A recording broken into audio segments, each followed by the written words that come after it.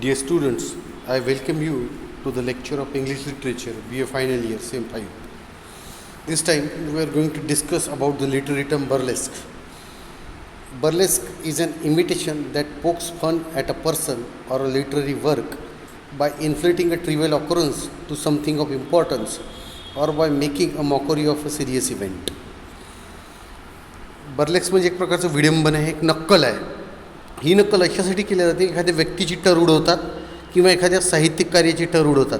त्यात काय करतात, एक छोटीशी घटना तिला इतकं मोठं करून सांगतात की ज्यामुळे संपूर्ण त्या गंभीर घटनेची एकदम खिल्ली उडवल्या जाते, तिची गंमत केल्या जाते, तिच्यावर लोक हसायला लागतात. The origin of the term is the Italian word burlesco which means ridicule.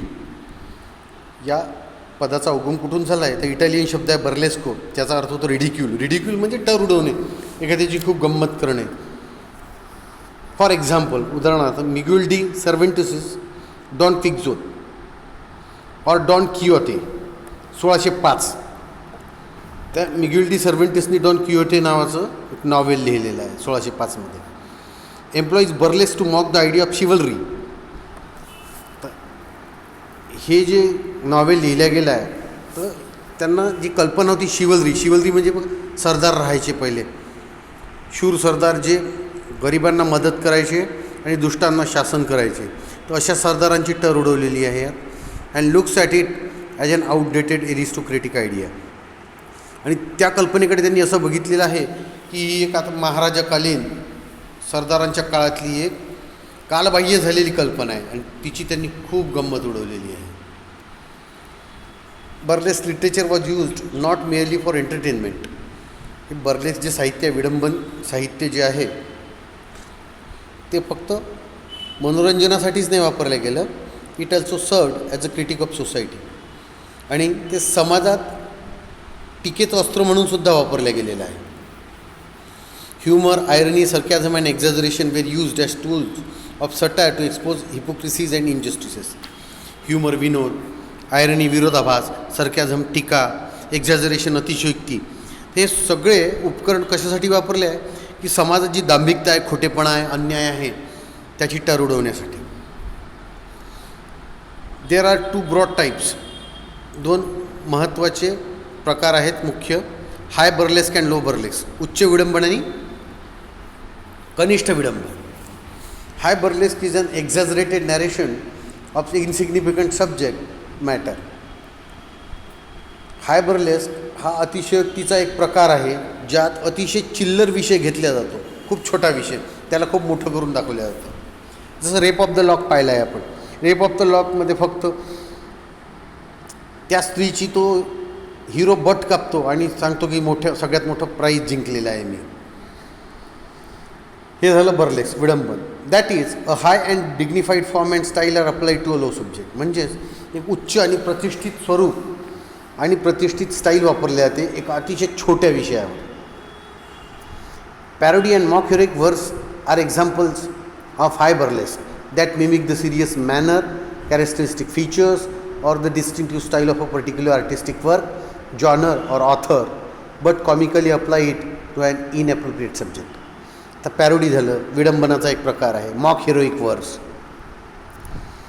ज्यात हिरोची खूप टर उडवल्या जाते अशी कविता, हे हाय बर्लेस्कचे उदाहरण आहे. हे काय करतात की अतिशय गंभीर पद्धतीने विशिष्ट फीचर्स वापरून, विशिष्ट स्टाईल वापरून, चांगल्या प्रकारचा आर्टिस्टिक वर्क वापरून चांगला मोठा लेखक घेतात आणि त्याची खूप टर उडवतात. आणि विषय कसा असतो, अतिशय अयोग्य विषय घेतला जातो. जसं जसपाल भट्टी नावाचा एक कॉमेडियन होता आपल्या भारतात, तर त्यांनी स्त्रियांच्या मेकअपवर खूप टर उडवली होती. उदाहरणार्थ सांगायचं झालं तर त्यांनी म्हटलं होतं की बा आता मेकअपचं सामानसुद्धा जीवनावश्यक वस्तू केलं पाहिजे. जसं आपलं अन्न वस्त्र निवारा गरज आहे तसं स्त्रियांची मेकअपसुद्धा गरज आहे. तर त्यांनी म्हटलं होतं की लिपस्टिक, पावडर, मस्कारे हे सगळं कंट्रोलच्या भावात मिळायला पाहिजे. म्हणजे बघा, छोटा सब्जेक्ट घेतला त्यांनी आणि त्यांनी काय केलं, या गोष्टीची टर उडवलेली आहे. याला म्हणायचं burlesque. The ancient Greek play Batrachomyomachia means battle of frogs and mice. म्हणजे हा जुना प्ले होता. त्याला हे पण त्या नाटकाचं हे सुद्धा नाव आहे, ग्रीक नाव बट्राको मायकोमेकिया, म्हणजे battle of frogs and mice, म्हणजे बेडकांचं आणि उंदरांचं युद्ध. Is a parody of the Iliad. Iliad नावाचं एक खूप महान पुस्तक आहे, एपिक आहे ग्रीक लोकांचं. आपलं जसं महाभारत आहे तसं त्यांचं इलियड आहे. त्या इलियडची त्यांनी टर उडवलेली आहे. Paul Scarron's Virgil travesty 1648 parodies the Aeneid. Aeneid नावाचं सुद्धा एक मोठं एपिक आहे, त्याचीसुद्धा टर उडवलेली आहे पॉल्स कॉरॉननी व्हर्जिल ट्रॅव्हेस्टीमध्ये 1648. Alexander Pope the Rape of the Lock 1714 and the Dunciad 1728 ते 63 and Thomas Gray's ode on the death of a favourite cat 1748 are excellent examples of mock epic poetry.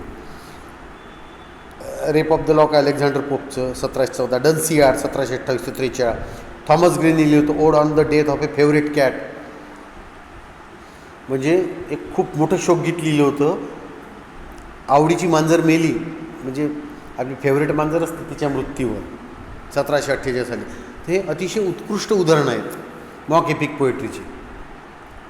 Mock म्हणजे ज्यात हसं केलं जातं, epic म्हणजे महाकाव्य. Low burlesque is a comic narration of a serious subject matter. Low बर्लेस्कमध्ये काय असतं की गमतीदार वर्णन केलं जातं एका अतिशय गंभीर विषयाचं.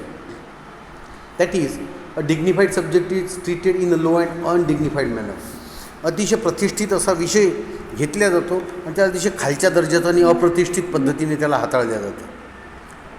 The Hudibrastic poem named after Samuel Butler 17th century satirical poem Hudibras. Hudibras लिहिलं होतं सॅम्युएल बटलरनी 17व्या शतकात. तर त्या पोएमवरून हुदिब्रास्टिक पोएम नाव पडलं आहे, कारण ते सटायर होतं. सटायर म्हणजे विडंबन. And the travesty are forms of low burlesque. ट्रॅव्हेस्टीसुद्धा लो बर्लेस्कचाच प्रकार आहे. John Gay's the Beggar's Opera 1728 satirized Italian opera and contemporary politicians.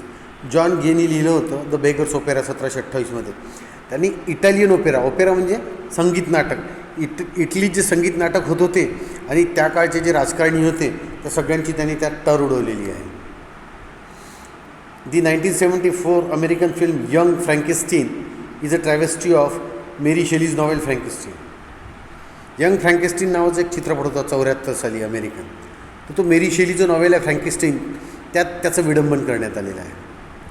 The lampoon which describes a person in a ridiculous way is also type of low burlesque. Lampoon हे एका व्यक्तीचं वर्णन आहे आणि विचित्र पद्धतीने त्या व्यक्तीचं वर्णन करण्यात आलेलं आहे. ते सुद्धा एक लो बर्लेस्कच्या प्रकारात मोडतं. इन शॉर्ट, बर्लेस्क म्हणजे विडंबनाचे विविध प्रकार, ज्यात 2 बर्लेस्क येतात, high burlesque, low burlesque. This is all for today's lecture. Thank you students.